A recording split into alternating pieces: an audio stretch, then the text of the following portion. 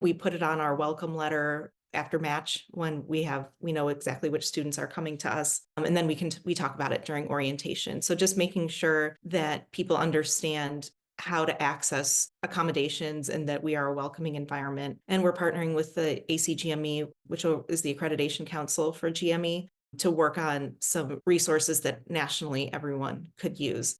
And so I think if I wasn't in this position, I wouldn't be able to have that influence. So it's kind of like using your power for good and not evil. So that's what I'm trying to do, at least with disability. And I don't want it at the exclusion of other DEI efforts. It's additive, it's not in place of. But I think that disability gets sort of forgotten. So we make sure that we do not forget disability.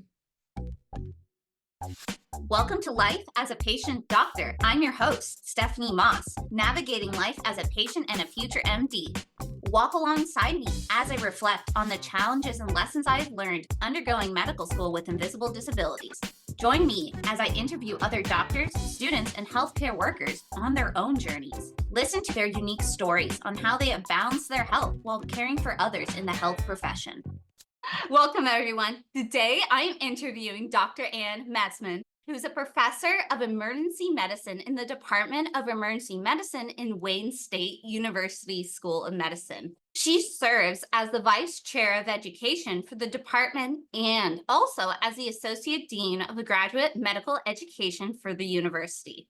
She completed her undergraduate degree in mathematics at the University of Michigan, completed medical school at George Washington University, and then completed an emergency medicine residency at St. John Hospital and Medical Center in Detroit.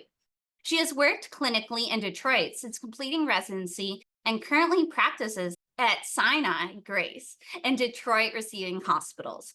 Her professional interests include medical education and physician wellness. Welcome, Dr. Messman. Thank you. Thank you so much for inviting me to be on this podcast. I'm really excited. Yes, thank you. I'm here to learn about you, hear your stories. So tell me a little bit about your background and your journey to medicine to date. Sure. So I'm born and raised in Metro Detroit. I've been here other than medical school and undergrad. I've lived in Metro Detroit my entire life.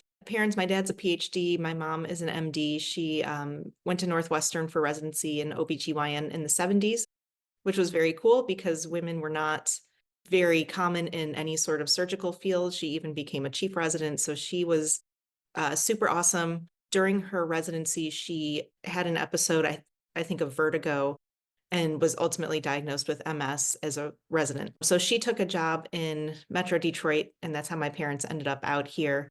And her career was cut extremely short. I think she practiced clinically as an attending for maybe 10 years or so, and then became completely wheelchair bound. So by the time I was about 6 years old, she was 100% wheelchair bound. So that was sort of the household I grew up in. Obviously, she could not practice anymore at that point. So anyway, so I grew up in Metro Detroit. As you said, I went to Michigan and then George Washington, and then for family reasons, came back home and did my training here. And I've been in Detroit ever since I started residency in 2008. So I've been here in emergency medicine for about 16 years now. When I was in high school, I was having some numbness of my right foot. I was a junior in high school. I actually went to boarding school to study the piano. So I went to Interlochen Arts Academy, which is in northern Michigan, and kind of had a feeling like I knew what the diagnosis was going to be. And came home and saw a neurologist and had an MRI and was diagnosed with MS when I was 16. So that was 1999. And so we're coming up on the March 1st will be the 25-year anniversary of the diagnosis. So I've been dealing with it since high school. Oh my goodness, I can't imagine so young. That does seem younger than when it's normally diagnosed. Did that change your aspirations at all going into if you're in high school at that point? Did it change kind of what you thought your future career was going to be? Yeah, so certainly it gave me a lot of pause because I looked, the one example I had to look at was my mom. And the time between diagnosis and being completely wheelchair bound for her was, under 15 years. And so if you're 16 years old and you're thinking, well, if we extrapolate that, then I would be in a wheelchair by the time I'm 31. So I would never even really be able to practice medicine independently. But she also did not have access, because they didn't exist, to any disease modulating therapies. Obviously I did. I'm also very stubborn. So, I'm not going to let some like possibility of something bad happening keep me from doing what I want. So yes, I thought about it. No, I didn't hesitate for a second. I knew in high school, even at the time that I was diagnosed, I was fairly certain that I wanted to go to medical school. So it didn't stop me. I love that perseverance. And you know what? That term stubbornness has actually been a common theme that I've been hearing. I definitely been called stubborn and I can associate with it. Definitely seems like an ingredient for success a little bit that you need to have. What was that transition like then to going into college? The thing is that my family is very, very private with medical information. So, and I at that point had invisible symptoms. I had invisible symptoms for 20 years. And so I did not tell anybody. Like I said, I was in boarding school, so I had a roommate. After I was diagnosed, I had to come home for a week and get IV steroids.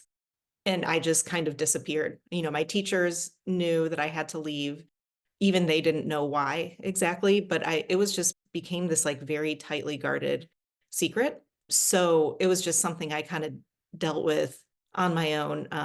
In terms of like the transition from high school to college, or even college to medical school, it was just something I was sort of dealing with internally, and not like there wasn't like, some big shift where I was transitioning from, having to tell this whole new group of friends or anything like that, because I just didn't do that. That makes a lot of sense. And I'm sure the stigma in society kind of kept your secrets close knit. Was it hard to keep the secret or easy? How, I would say it was easy most of the time. At the time that I was in high school and college, I was on a medication called beta where I had to get a shot every other day. And you're going to think this is ridiculous, but I was kind of like, didn't want to give it to myself, which in retrospect is insane, but I just didn't. And I had access to the student health care at the university and at my high school. So I went there 3 times a week. I mean, all the nurses knew me. I just walked in and I mixed up the shot, because there are a couple vials you have to mix together, and then they would give me the shot and I would walk out. So that was kind of interesting. Like that, nobody knew about like that I was going to student health 3 times a week to get a shot. I just kind of did that on my own. Never ran into anybody, surprisingly. So yeah, other than that, like, everything else was pretty normal. Once the medication, they developed an auto injector where you could just drop it into this little device and then give yourself the shot. So once I got an auto injector, I stopped doing that whole rigmarole and was able to do it myself. And so then that even took that part out of the equation. The only time it got kind of a hard secret to keep is that beta at the time, I'm not sure if it still is, had to be refrigerated. And so, it's college. People are going into the fridge, grabbing a beer, and they're like, what's this box of medicine? So I tried to kind of like keep it hidden in the back behind milk and things that wouldn't interest people at a party. And oddly enough, no one asked, at least not to my face. Maybe they looked it up some other time, but nobody said anything. it reminds me a lot of like insulin and individuals who have to like give themselves shots and keep it in the fridge. Did you ever have any friends, besides like your family, any other friends that also had health conditions or that you did share with? I would say, by the time I graduated college, maybe 4 friends, if that knew that I had MS. And I didn't really particularly have friends that had other like serious medical conditions that I knew of. I actually recently had a question about how to disclose to friends. Do you have any recommendations for that? It's an interesting process, because especially if it's something you've been keeping to yourself for a while, I was kind of surprised that people could be almost offended, like, well, you didn't trust me to tell me this before. And it's sort of a weird thing. When you meet a new person, you don't lead with your medical history. You don't say, oh, hey, nice to meet you. By the way, I have this disease. But eventually, if you become close with that person, like, what is the timeline? Is it a month into the friendship? Is it 6 months? Is it a year? So you have to trust the person. So I don't know. I think it's very individual. I was a little surprised that some people's reactions were more about themselves and that their feelings were maybe hurt, and a little bit less like, oh my gosh, um, please tell me more, something like that. So you sort of have to be prepared. I think that you cannot predict what reaction you're going to get from people. That is such an interesting reaction, but I can kind of see that at some point, kind of like the trust of, wait, we're friends. I thought you trust me with a secret, but for some reason, health is different. We treat it differently, even with our own friends. Okay. So tell me, so you were in college. How did the transition to medical school go? I'm guessing you didn't disclose, is what I'm hearing too. I didn't disclose in med school. I didn't disclose in residency. I didn't disclose at my first job. I didn't disclose at my second job. It took a very, very long time before I felt comfortable doing that. So yeah, going to med school was great. I was just so happy to be there, and I really loved George Washington for medical school. And like I said, I still had invisible symptoms. I didn't have mobility issues yet, so it was a very, very easy secret to keep. Did you ever need to request accommodations, or I know you mentioned like going when you were younger, you had to like go to health appointments and going to the nurse. Did you have anything like that that you requested or that you needed even though it was invisible? No, I did not ever in med school residency request accommodations.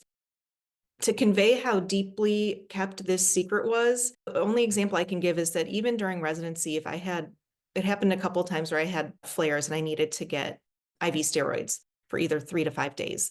And this is an outpatient thing, you can go in, get your infusion and leave.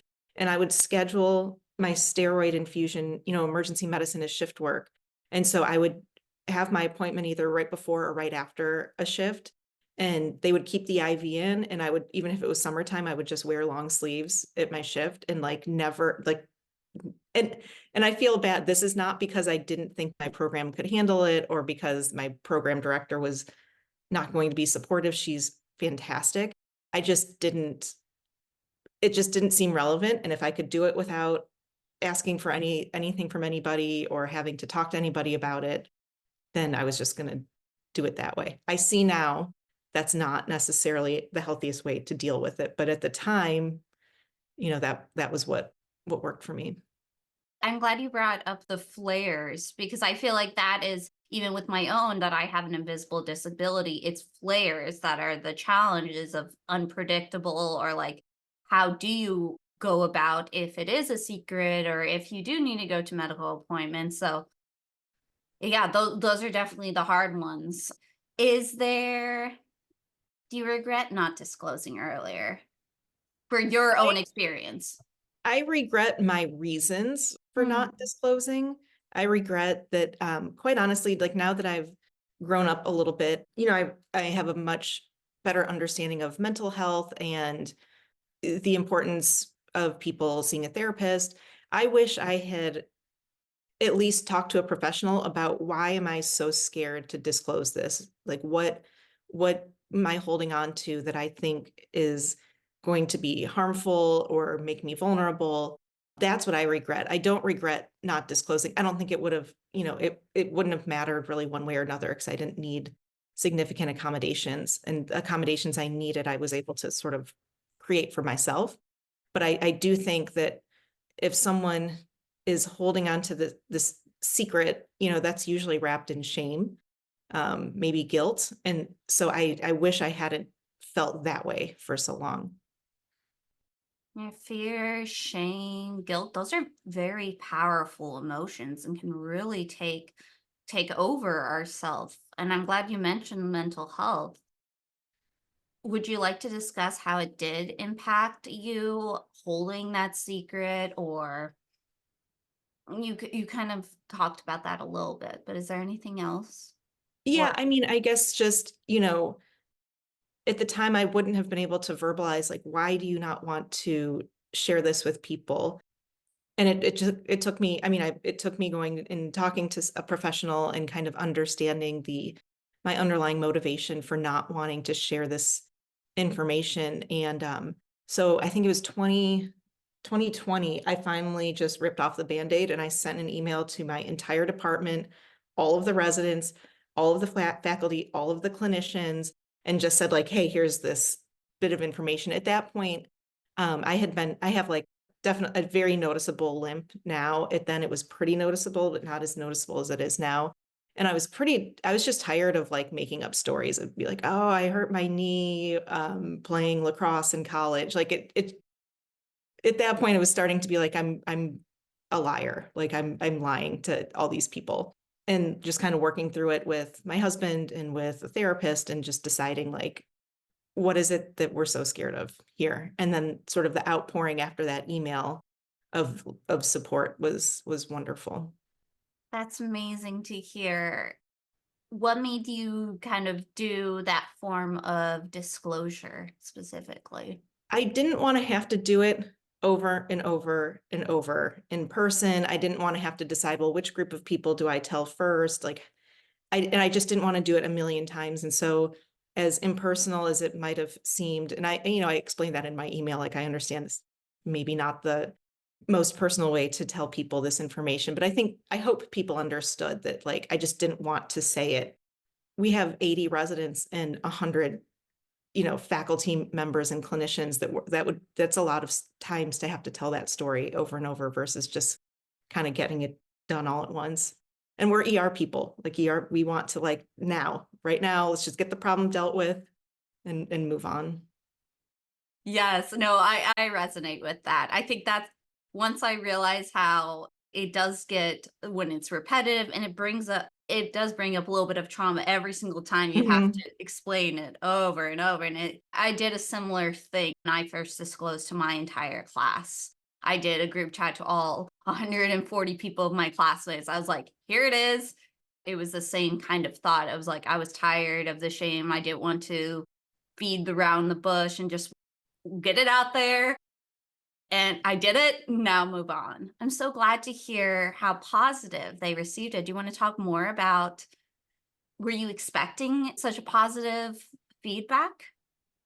I wasn't expecting negative feedback. So yes, I was figuring a few people would respond, but I guess the number of people and people that I didn't really think I had, like that knew me very well, even reached out. And even some people said, I'm glad you told me that my mom has MS or my cousin, or, like there were people that could kind of relate to what was going on that I didn't know that about them. So it was really cool experience at the end. I feel like that is another common thread. Once you disclose, it seems that people seem more trusting to disclose to. Have you noticed any change on like interacting with patients, or did you ever disclose to patients? I very seldom disclose to patients unless it's relevant. I would say the one thing that I have found so startling, and not in a good way, is how quickly people, perfect strangers, like when I'm at work or not at work. I mean, it just happened last night where a security guard was like, "Why are you limping?" And like in a tone of voice that wasn't like, "Oh my gosh, are you okay? Why are you?" It was like it was just very matter of fact. "Why are you limping?" And I said, "Because I have MS." And then this is universal, and they get a look on their face. They're like, "Oh my gosh, I'm so sorry. I thought maybe you hurt your knee or twisted your ankle." But so then it's like you have to do this. I do this every day where, I can't know every patient. I can't know every nurse. I can't know every security guard. So I have to explain every day what this limp is. And that gets kind of annoying. And I don't want to be bothered, having to explain myself all the time. But I guess my rambling, the point of this is I thought it's very interesting that people think they have the right to know because they can see the thing. But like we would never do that with other. Can you imagine saying to a perfect stranger, why do you have that rash? Why are you like you just wouldn't do that, but for some reason people think this limp is like something that they have every right to know, like why it's there. That's such an interesting thought. I never thought about it that way. Yeah. Is it like usually a physical thing of the like a movement that is more common for people to ask about? Or because I'm just thinking like when someone feels sad or something, people don't like ask why it's sad, but Yeah. that is an interesting thought process. Now, since you kept it in for so long, did you notice it affect, or at least did you have any lessons that from your own experience being in the healthcare field or seeing your mother in through the illness, did you bring any of that? Were there any positive attributes or lessons that you learned that you were able to use when you were then as a provider yourself? Oh gosh, yeah. I mean, I would not be I don't think I'd be a very good doctor if I had a first of all, I probably wouldn't even go into medicine if my mom was healthy. I just I just think I wouldn't have. But yeah, having, just being able to see what it's like, taking care of somebody that has a significant illness, watching her frustration, then watching my own frustration. I mean, it makes you just a much more compassionate physician to the patients. Absolutely. Absolutely. I'd love to hear more. That is one of the things that I'm trying to showcase is how does having health conditions and providers like how does that diverse in perspective bring as a positive attribute to patient care and to the healthcare field? Anything else? So there's lots of different things. Some examples I can think of is just patients that have difficulty obtaining their medications. Their insurance is giving them the runaround, or it's expensive, or they have to use a specialty pharmacy. I don't think if you haven't been through that, if you haven't been through the frustration, and I was, as a doctor, I had a very difficult time getting my medications. And I knew exactly how to navigate things. I knew what words to say. I knew what paperwork needed to be done. And there were many times when I had trouble getting, pre-authorizations for my medications, which I had to do every single year as if the MS is going to get cured.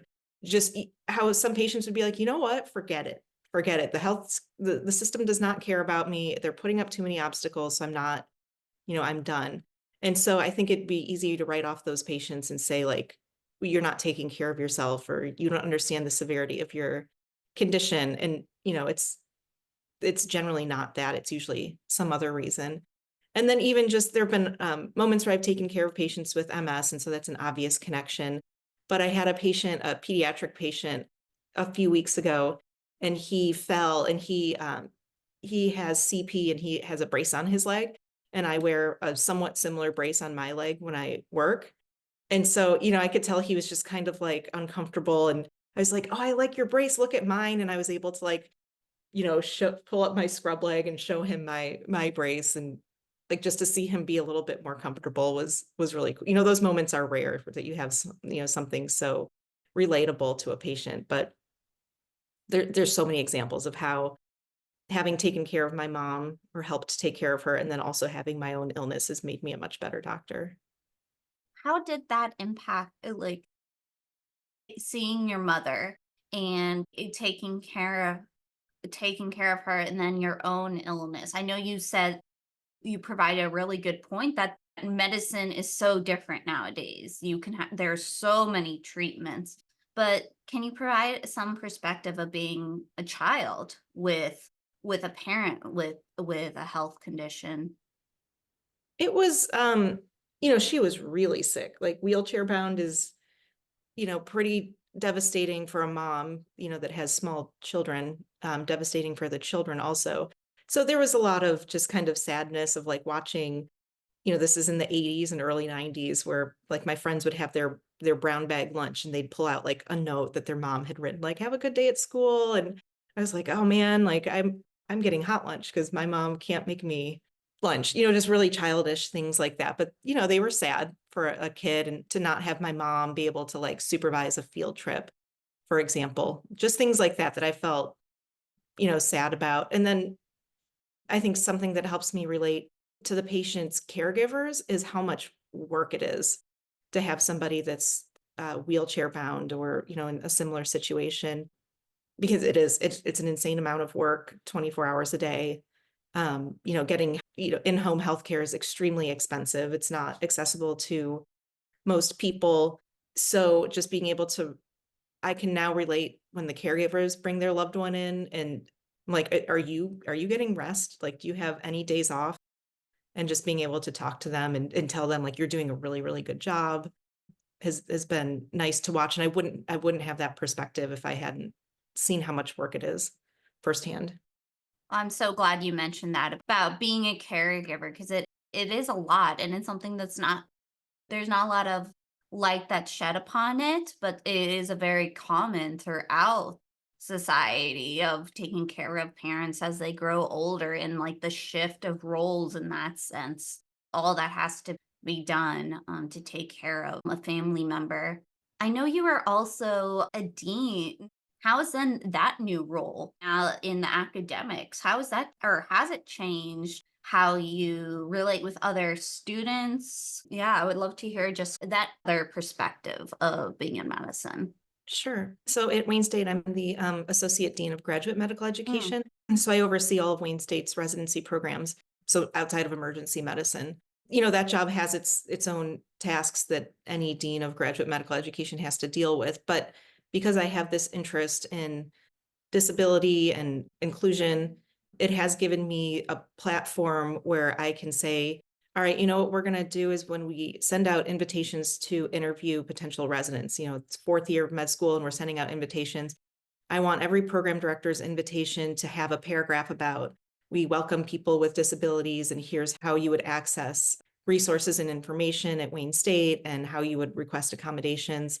So we do that now on our application, our interview, like you're invited to interview. We put it on our welcome letter after match when we know exactly which students are coming to us. And then we talk about it during orientation. So just making sure that people understand how to access accommodations and that we are a welcoming environment. And then I've gotten to work with Dr. Lisa Meeks, who's at University of Michigan, who's a real leader in the field. And we're partnering with the ACGME, which is the accreditation council for GME, to work on some resources that nationally everyone could use. And so I think if I wasn't in this position, I wouldn't be able to have that influence. So it's kind of like using your power for good and not evil. So that's what I'm trying to do, at least with disability. And I don't want it at the exclusion of other DEI efforts. It's additive, it's not in place of, but I think that disability gets sort of forgotten. So we make sure that we do not forget disability. Thank you, especially as being a fourth year myself of going through now waiting for match, but then looking at all the residencies. It's hard to find information to see if residencies or if programs are inclusive. Is there any last suggestions you have for individuals who are like me looking at universities or looking at programs to see if they are inclusive of disabilities? Besides being, like, very direct and asking. Yeah. Do you have any recommendations or Yeah, I think advice? just, going to their GME, essentially any institution is going to have, even if they're not university affiliated, it's going to have a GME website that you could kind of go through their policies. You should absolutely look at their GME handbook, which in almost all cases is going to be publicly accessible, or you could certainly ask for it if it's not easy to find. I think the harder things are to find, that potentially could be a little bit of a red flag, like why am I having such a hard time figuring out what your policies are on disability or parental leave or, whatever. So if you encounter a program that has these things very front and center and easily accessible and in black and white, I think that would be a good sign. I'm not saying that the program's bad if it's not easily accessible. It would give me pause as to why that information isn't so readily available. That is a really helpful tidbit, so thank you. I'm currently working on an article and blog post about how to disclose to residencies as I've gone through that process myself, and I did decide to disclose, and I feel like it was very difficult to find information on it. So it's really good to hear the GME's perspective and how there are individual advocates and people trying to also fix it on that level. So thank you so much for the advocacy work you're doing. Sure. To finish off the podcast, is there any last advice or any other notes that you would like to say or advice you would like to provide to the listeners? Yeah, the last thing that I would say for all listeners, whether or not you have any diagnoses, please get disability insurance. Get it when you're young. I was able, as a resident, to get disability insurance that's portable, that can come with me to any job. No medical exam was required because, you're in your 20s, so they presume everyone's healthy. So just protecting yourself. My mom could not get disability insurance because they didn't have, back then in the 70s, they didn't have policies that didn't require a medical exam. And disability insurance is so much more important than any other insurance, than life insurance. My dad used to say this when I was growing up, and I thought it was kind of crass, but he said, dying isn't very expensive. You die, you have your life insurance policy, that's fine. Being chronically ill for years is extremely expensive. So just making sure that you have that peace of mind. So right now I have, I don't know, 4 different policies because you can add them together. So each job that I've gone to has come with a disability policy that's portable. So I just keep adding them together. So that's probably the most important, like, real life advice I could give, is just to make sure that you and your family is covered financially if you needed to take disability. That is very, very helpful. Is that something that only pays out if you have to stop working entirely? Or what are the kinds of policies that are normally out there? That is an excellent question. So if you are able, and this is pretty standard, you want to get a policy that's called own specialty. So my policies are specific to me being an ER doctor. So if I can't practice emergency medicine, then I qualify for disability. I could still keep my job in the dean's office. That's fine. So you could still have income and still collect disability if you cannot do your own profession. I had a colleague who was not able to work in the emergency department because he lost his ability to intubate.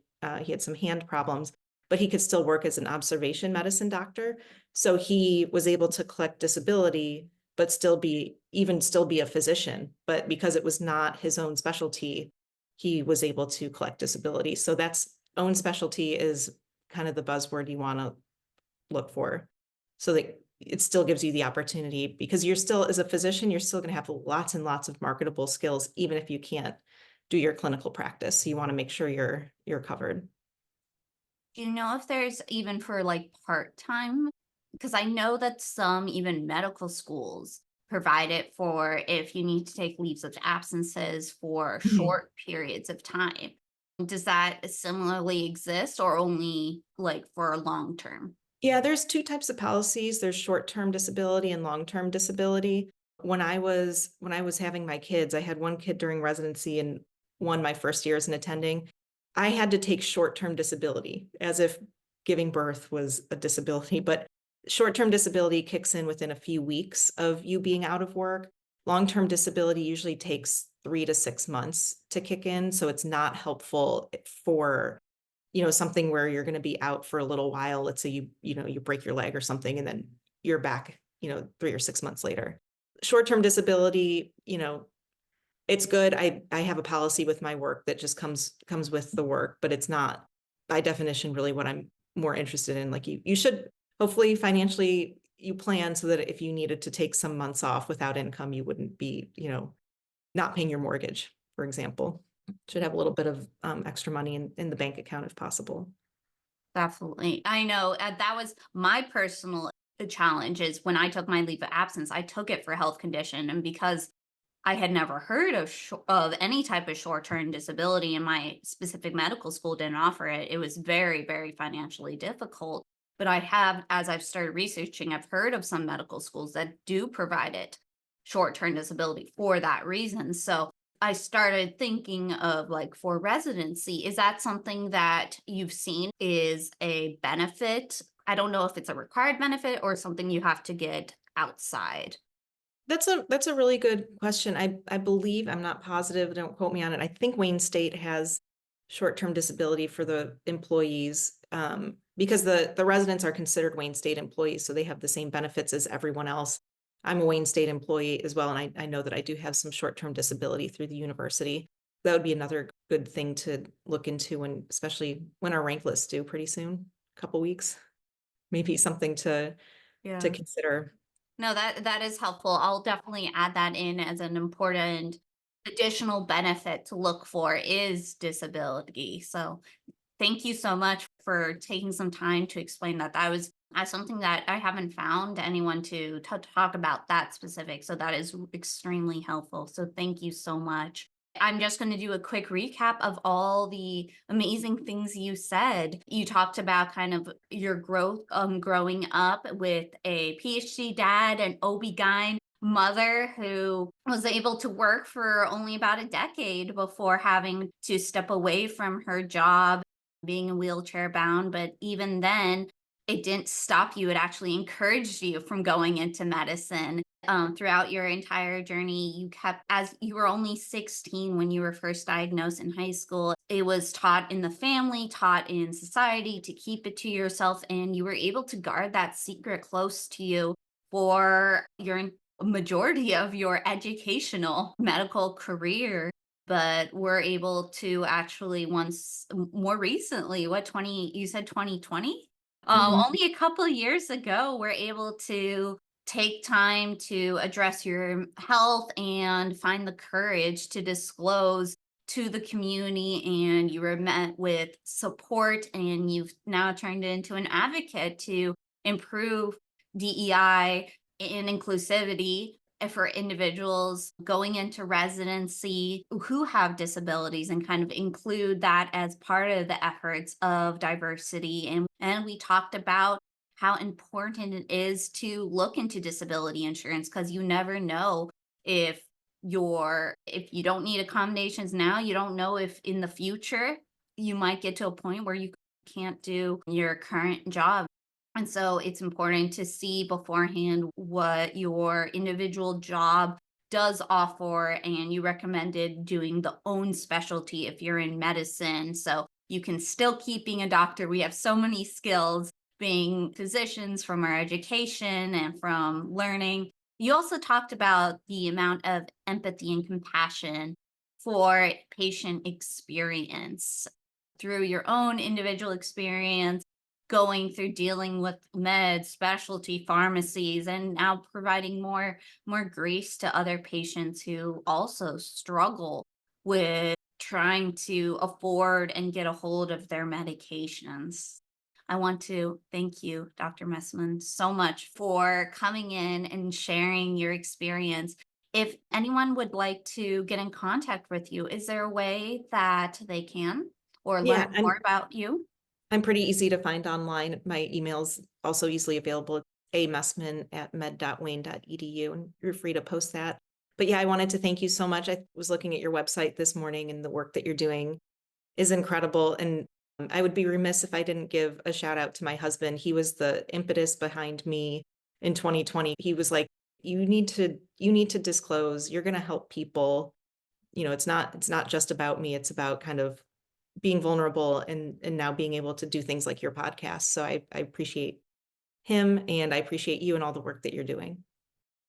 Thank you. I appreciate that. And that is so important to have that support person, because I can't imagine you would be here without his support and without the family members that have supported you throughout your journey, both non-disclosure and disclosure supporting. And it's so important to have someone. I'm the same way. I wouldn't have been able to disclose myself and be as confidence in the disclosure if I didn't also have my husband that has been fully backing me and supporting me as the journey continues. So Mhm. thank you. I appreciate that. And quickly, if you would like to learn more, want to contact Dr. Messman, I'll put the email in the chat. I'll also put my site, medpsychmoss@gmail.com. That's how you get in contact with me. My website, medpsychmoss.com. As I go through my own journey, as I talk to all these amazing physicians and health professionals, and they provide resources. I include that on the website through the blog or through resources to help my own memory of all these resources, but also to help others. So thank you so much for joining us on this journey. And I always like to finish by just saying, like, you're not alone if you're struggling. That's the whole reason why we share these stories, is to remind people that you don't have to struggle alone. There are other people who have gone through this journey, have struggled themselves, but have been able to keep going. And so just that message of hope that it does get better and that you're not alone. So thank you so much for walking alongside me and Dr. Messman on our journeys as both patients and doctors. Thank you, Dr. Messman. We'll see you next time.